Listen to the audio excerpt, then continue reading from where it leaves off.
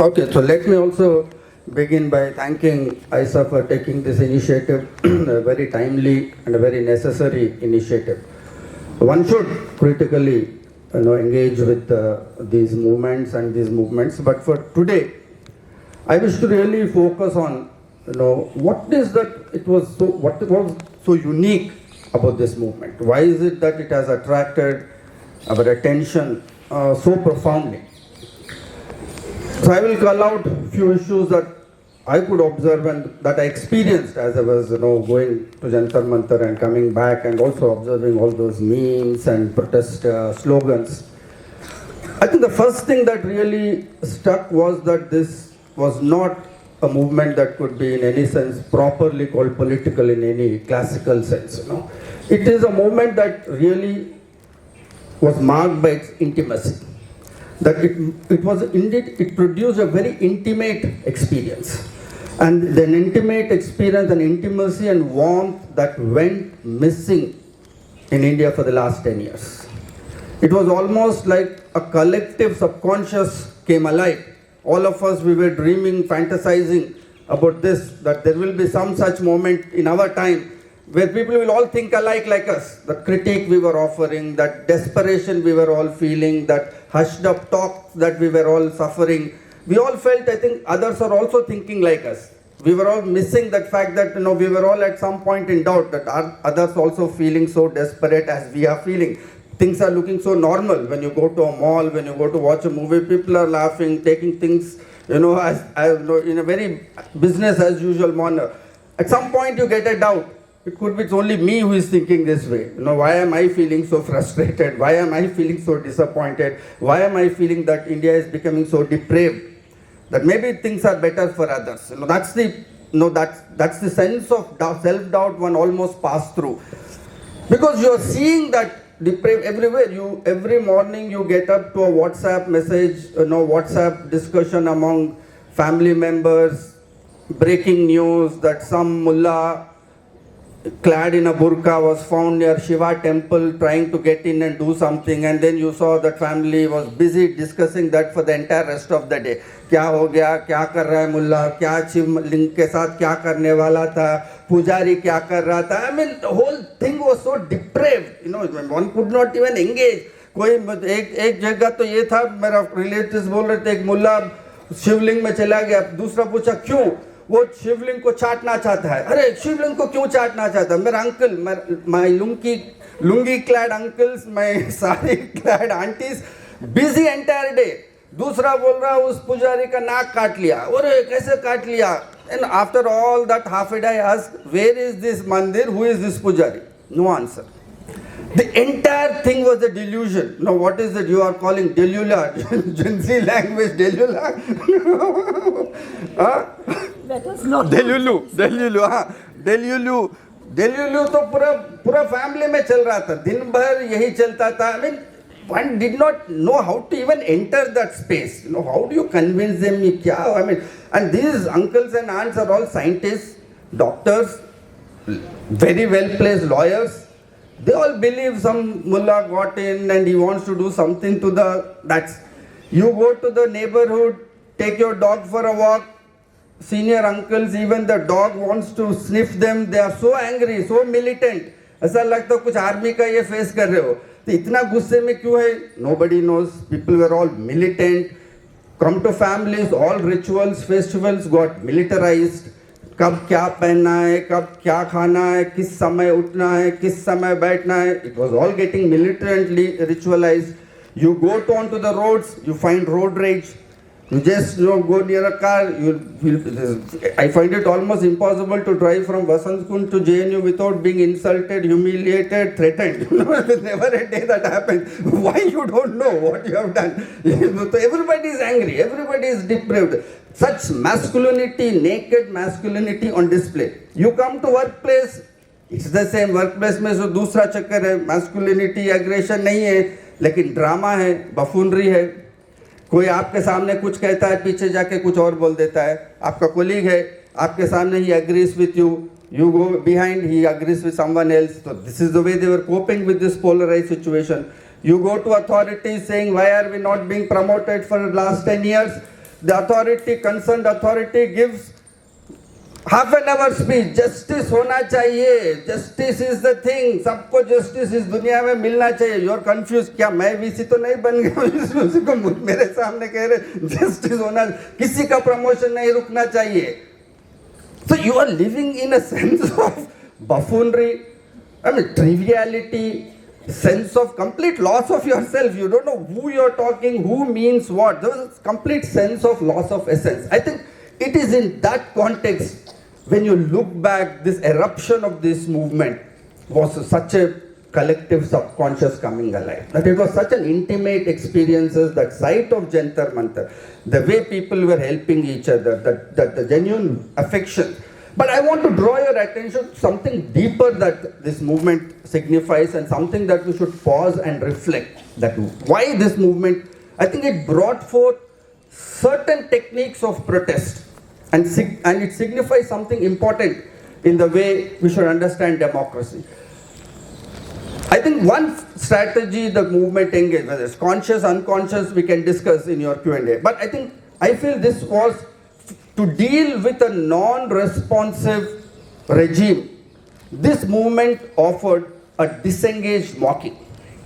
It did not seriously engage with the system. It did not seriously engage with the regime. Because if you think of an autocrat, for an autocrat, even a serious critique is seen as something validating his presence. For a demagogue, even a serious criticism, he thinks he's being, because for him, what matters is not what you're saying. What matters is that he's at the center of the.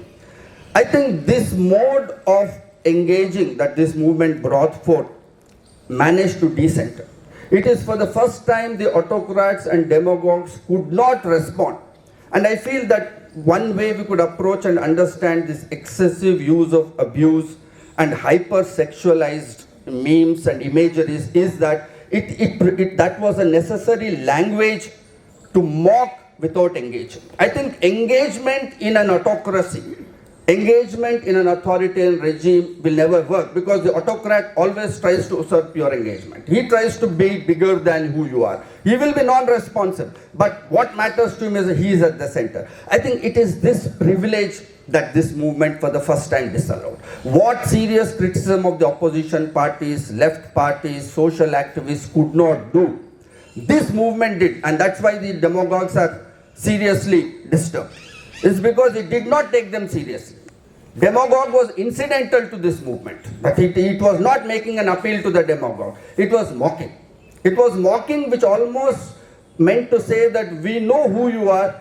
It almost meant to say that you're not going to respond credibly to the demands that we are making. I think that was a necessary response that we need to learn with demagogues. I don't think serious engagement really works. I think that irreverence that this generation showed with their hyper-sexualized imageries and that abusive language.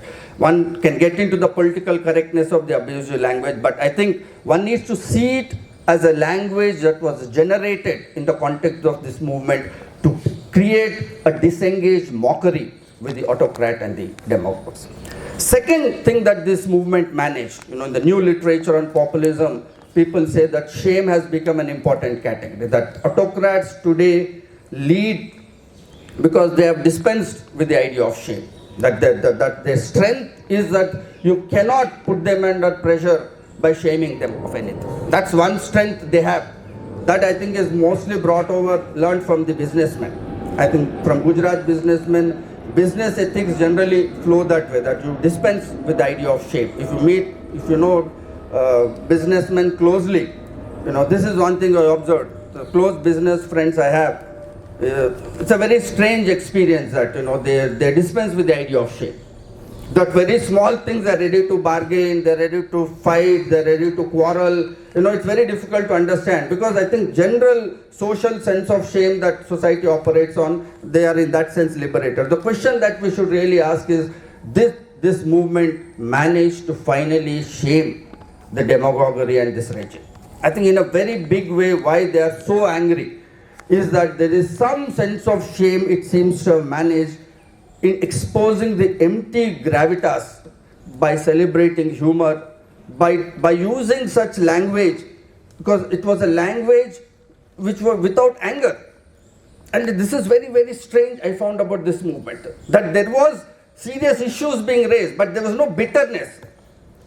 The seriousness of the issues was expressed in a humorous way. This is what robs the demagoguery of a seriousness. That we are not taking you seriously, but we have our issues which are serious.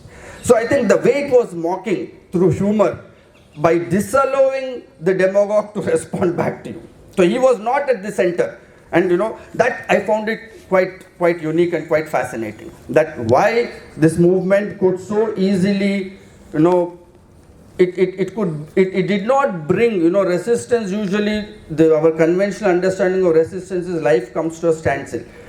Here I think it is a beautiful way this movement exemplified a combination of everyday life forms and resistance. In literature we have this divide between everyday forms of protest and protest as an event, resistance as an event. This movement I think simply collapsed the two.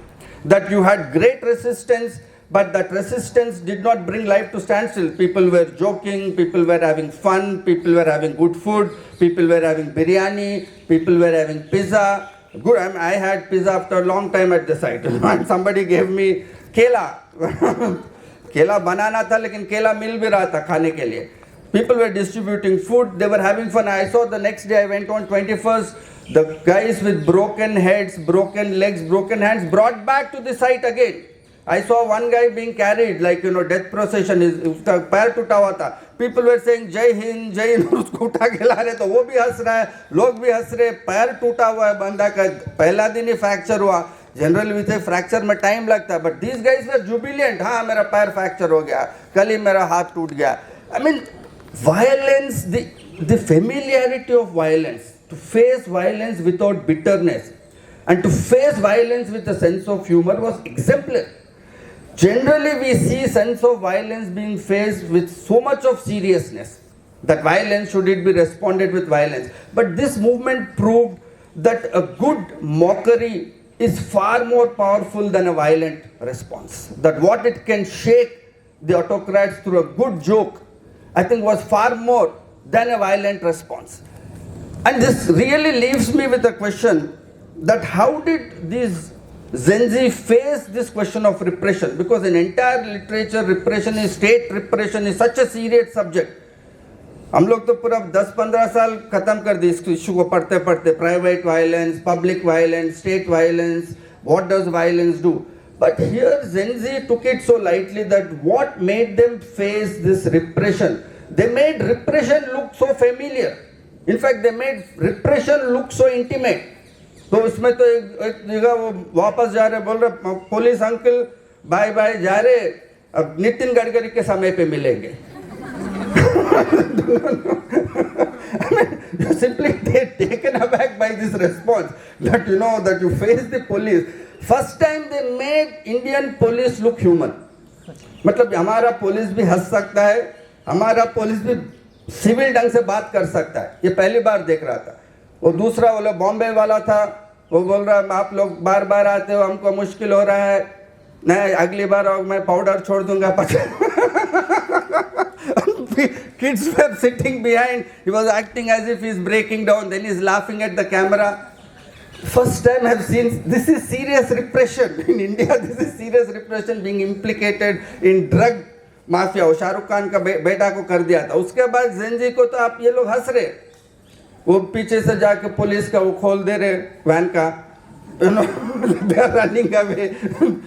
So entire state repressive apparatus जो हम लोग पढ़े, ideological apparatus, repressive apparatus को, how could this Gen Z face without a sense of fear? I mean, this is something that really astounded me, because even at our generation, being social activists, we're all wary of police. You keep a distance because you know that police can implicate you in cases, they can be ruthlessly violent, मारते वक्त आगे पीछे देखते नहीं. But in spite of pellets being used, in spite of tear gas being used, Bihar to was another level. Tear gas को पकड़ के वापस tear gas के साथ खेल रहे थे. That's another matter altogether. वो बैरिकेड के साथ खेल रहे थे. वो मतलब पुलिस अंकल वो लाओ, tear gas नहीं है क्या, पानी लाओ, nahana hai. Repression being mocked. I think that is what really got the goat of this demagogues. Because demagogues want neither to be loved nor to be respected. They want to be feared. And they want to be feared through this idea of repression, through the idea of wrongdoing, through the idea of being unscrupulous. That they want you to know they are unscrupulous. They want you to know they can hit you below the belt. And they will have no remorse. That can be done only by generating fear. But where was fear in this movement? I was searching for fear. कहीं तो मिल जाएगा किसी कोने में, some guy, some girl being scared. No, absolutely there was no sense of fear. I mean, they were not social activists. These were not traditional human rights activists जो उनको law पता है क्या होने वाला है. But the sense with which they faced police repression to make Indian police look human, an almost impossible task they achieved in this 1 month. That there were also policemen who were finally laughing, taking selfies. I saw one video where one guy was dancing without a shirt around the police. Police को पता नहीं क्या करना है, फिर चौथा round के बाद दौड़ रहा था उसको मारने के लिए, वो भाग गया.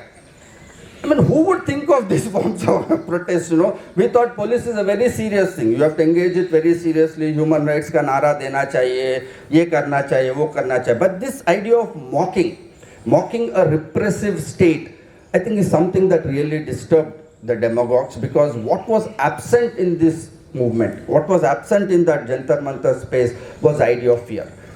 Fear was replaced through celebration of humor as resistance. I think that was, an exemplary feature of this movement, that what humor can do, I think is something that we really learned. And therefore we should all learn up being more humorous in life now. My last point would be on the social heterogeneity of this space. You know, the kind of multitude that the Jantar Mantar space created. That when I visited Jantar Mantar, you had people, I could see young, very well dressed, very well off, to young who are not so well off at all. I think definitely there must be people from all castes, classes, genders. That heterogeneous multitude space, what held it together? I think that multitude was not created in response to capital, but I think collective irreverence is what was holding that multitude together. That the fact that they could all see through and read the fake gravitas that of this regime was holding, the fakeness of the narratives this regime was holding in the name of nationalism, religious culturalism. I think that is the irreverence that was holding this space together. And what exemplary role reversals we found. Girls were using expletives, they were showing up their sanitary pads, boys were serving food, Muslims were serving, you had a Dalit as a leader of the movement, and you had parents learning from GenZs. You had so many interviews saying, "Hamara bacha leke aaya humko." I learned because I was worshipping the demagogue all this while, and it is this who have taught us what this regime is about. This is real true democracy. This role reversals. I think what we are now, India would struggle, what we take away from this is that we are resisting the imagination of social hierarchies in a society that has growing social and economic inequalities. That I think that imagination has arrived, that what a society without hierarchies should look like has arrived. But what we have in the concrete is an economic model, a political model that is only making social and economic inequalities more grave. I think that is the challenge that this movement, and therefore it will leave behind many, many questions that what will come out of this imagination, how long will it, what will happen to this Gen Z when they go back, recede into their private spaces, when this collective breaks, will those social identities come back into play? Did they take something different? As Nivi was saying, is this a new political community we are witnessing in the formation? Will these be the new communities that are here to stay in the longer politics? I think these are all big questions that we'll have to continuously watch and engage with. And you will see that once this collective has broken, state is back to its old methods of implicating these young in cases, going back, because you should not forget, autocrat wants you to fear him. Because it's a fear alone is the one which keeps the bubble of that empty gravitas alive. If you, the day you stop fearing, that gravitas collapses. So the fear tactics will come back to play. There will be longer struggle. So this is a long struggle ahead, but the battle is already won. Thank you. Thank you.